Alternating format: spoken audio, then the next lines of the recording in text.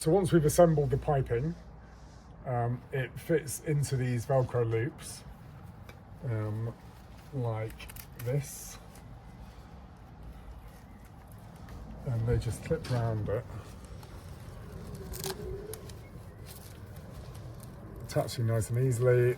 This allows you to be able to, put it all together easily, dismantle it easily. If you want to take it from one place to another, if you're using it for shows rather than a static setup, it's super easy to put together.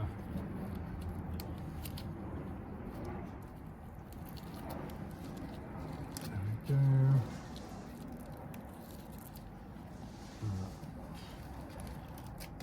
One more here.